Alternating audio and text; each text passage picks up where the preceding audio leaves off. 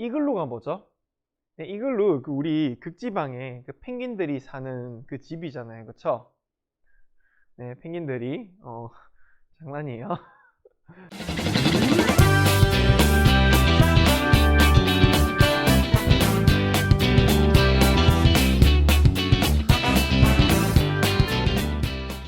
네, 안녕하세요. 과학 맛집의 민영쌤입니다. 오늘도 맛있는 과학 수업 한번 진행해 보도록 하겠습니다.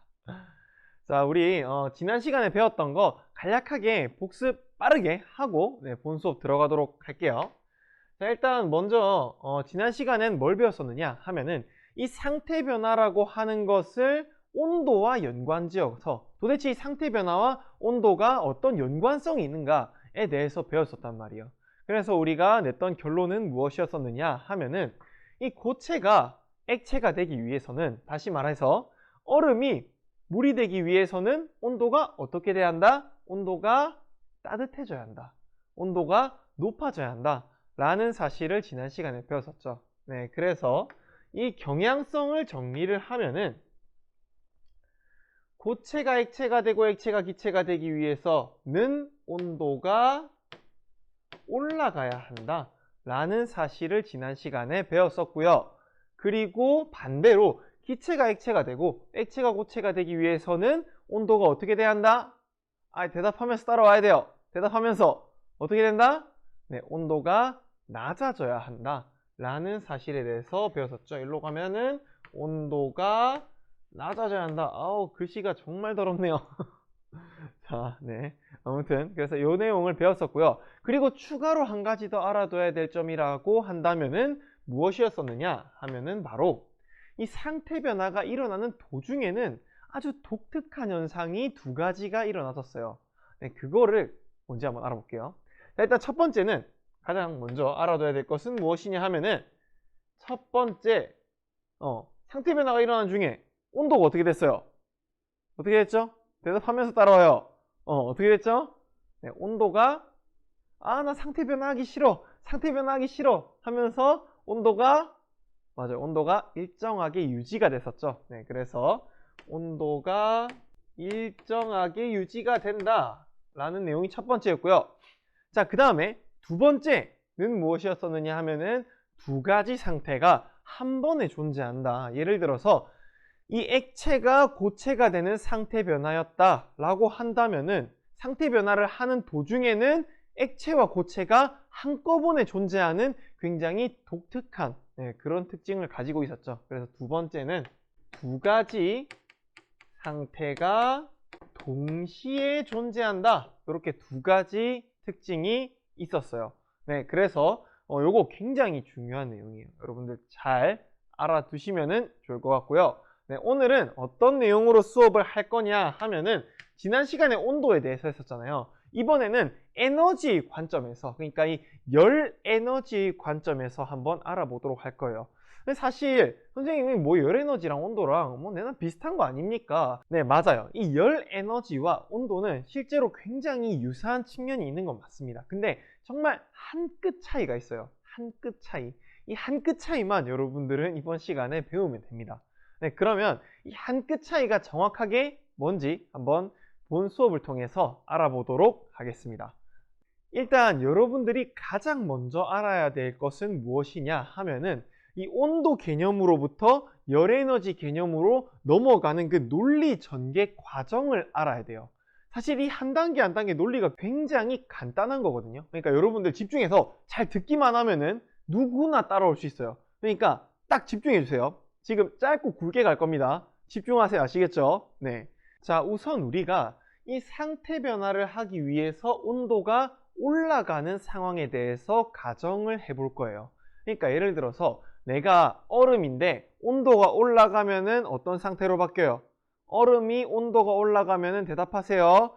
얼음이 올라가면은 어떤 상태로 바뀌죠? 그쵸? 물로 바뀌죠. 이 물은 액체 상태죠. 그쵸? 네. 얼음이 물이 되기 위해서는 온도가 올라가야 돼요. 그러면은 얼음인 내 온도가 올라가기 위해서는 주변의 열을 흡수해야 되나요? 방출해야 되나요? 자, 잘 생각하세요. 내가 얼음인데 온도가 올라가야 돼. 그러면은 주변의 열을 흡수해야 온도가 올라갈까요? 아니면 내가 가지고 있는 열을 방출해야 온도가 올라갈까요? 맞아요. 주변의 열을 흡수해야 온도가 올라가겠죠. 상태 변화를 하기 위해서 온도가 올라가기 위해선 주변의 열을 흡수해야 돼요. 그쵸? 네. 열 에너지를 흡수한다. 그쵸? 자, 그러면은 선생님이 주변의 열들을 막 흡수하고 있어. 얼음인 내가 물이 되기 위해서 주변 열을 막 흡수하고 있어. 그러면 선생님 주변에 있는 사람들은 열 에너지를 뺏기겠죠? 그쵸? 쌤이 주변에 있는 열을 막 빨아들이고 있으니까 쌤 주변에 있으면은 열 에너지를 뺏길 거예요. 그쵸? 여기까지 되죠? 네. 주변에서는 열을 뺏겨요. 그러면 이 주변에 있는 사람들은 열을 뺏기니까 춥다고 느낄까요? 덥다고 느낄까요? 열을 뺏기는 사람들은 춥다고 느낄까요? 덥다고 느낄까요?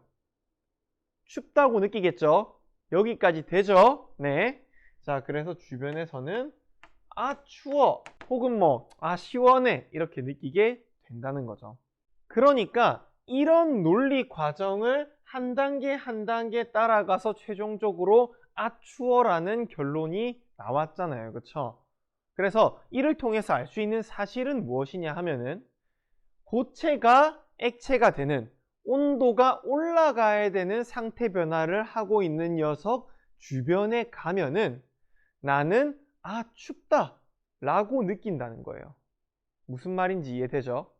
그러니까 이게 쌤이 왜 이렇게 이걸 강조하냐 하면은 여러분들한테 이 한 단계 한 단계 논리는 어렵지 않아요. 그러니까 상태 변화를 하기 위해서 온도가 올라간 상태 변화를 한번 가정해보자. 내 온도가 올라가려고 하면 주변의 열을 흡수해야 되지. 그러면 내 주변에 있는 친구들은 열을 뺏기니까 추워 하고 느끼겠구나. 요 과정이 한 단계 한 단계 넘어가는 건 어렵지 않은데 여러분들한테 얼음이 물이 되고 있어요. 이 주변에 있으면은 나는 춥다고 느낄까요? 덥다고 느낄까요? 라고 물어보면은 이렇게 되는 경우가 많아요. 자, 그래서 여러분들 이 논리 과정을 잘 알고 있어야 돼요. 아시겠죠? 한 단계 한 단계는 어려운 게 아니에요. 근데 한 번에 가는 거는 어려울 수 있어요. 아시겠죠? 자, 이 내용을 선생님이 하나의 그림에 깔끔하게 정리를 하면은 이래요.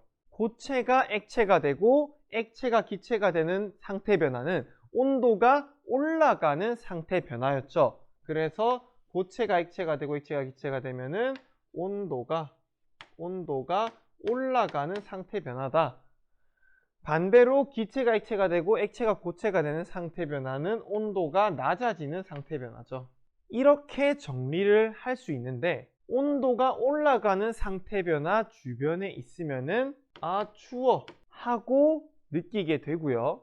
그리고 온도가 낮아지는 상태 변화의 경우에는 그 논리 과정을 빠르게 한번 얘기해 볼게요. 온도가 낮아지는 상태 변화의 경우에는 내가 열을 흡수해야 돼요? 방출해야 돼요? 내 온도가 낮아지려면 주변의 열을 흡수해야 돼요? 아니면 내가 가지고 있는 열을 방출해야 돼요? 내 온도가 낮아져야 돼요? 차가워져야 돼요? 열 방출해야 되겠죠? 그쵸? 열을 방출해야 되니까는 주변에 있어. 열 방출하는 애 주변에 있어. 그러면은 주변에서는 춥다고 느낀다? 덥다고 느낀다?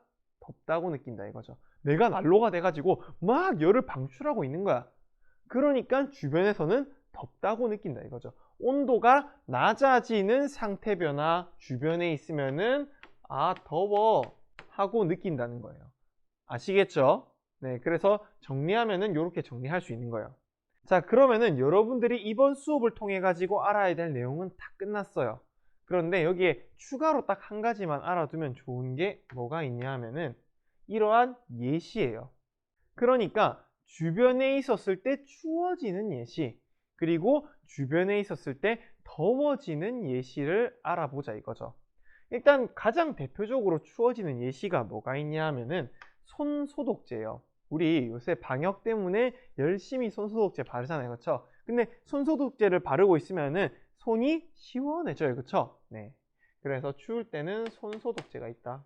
손소독제의 경우에는 원래는 액체죠. 처음 짰을 때는 액체예요. 이걸 막 바르면은 발라져 있던 손소독제가 다 어디 갔죠? 맞아요. 기체가 되어서 날아갔죠. 그러니까는 얘 같은 경우에는 액체가 기체가 되는 상태 변화인데, 액체가 기체가 되기 위해서는 온도가 올라가야 되죠. 그쵸? 액체인 물이 기체인 수증기가 되기 위해선 팔팔팔 끓였어야 됐으니까. 그쵸? 그러니까 액체 기체는 온도가 올라가는 상태 변화예요. 온도가 올라가는 상태 변화 주변에 있으면은 나는 아 추워 하고 느낀다는 거예요. 아시겠죠? 아까 했던 내용이에요. 자, 그리고 더워지는 대표적인 예시가 뭐가 있냐면 바로 이글루예요. 이글루. 이글루가 뭐죠? 네, 이글루 우리 극지방에 그 펭귄들이 사는 그 집이잖아요. 그쵸? 네, 펭귄들이 장난이에요. 자, 이글루 거기 극지방에 이렇게 지어놓고 그 뭐냐 눈으로 만든 집이잖아요. 그쵸? 네, 근데 이 눈으로 만든 집에 우리가 들어가면 뭐 사실 바람은 막아줘서 조금 덜 춥겠지만, 체감 온도는 조금 덜 춥겠지만은 그래도 들어가 있으면 얼음으로 만든 집이다 보니까 너무 추워요. 근데 여기에서 따뜻해지는 꿀팁이 있습니다. 여러분들 혹시 이글루에 살게 된다면은 요 꿀팁 잘 알아놓으세요. 따뜻하게 이글루에서 보낼 수 있어요. 자, 뭐냐면 이글루 내부에다가 물을 쫙 하고 뿌리는 거예요. 물을 쫙 하고 뿌리면은, 그러면은 원래 액체 상태이던 이 물이 이글루 벽면에 쫙 묻을 거 아니에요. 그쵸? 쫙 묻으면서 얘가 어떻게 되겠어요? 얼겠죠? 맞아요. 얘가 이렇게 쫙 얼다 보니까는 원래는 액체였던 물이 고체인 얼음으로 얼잖아요.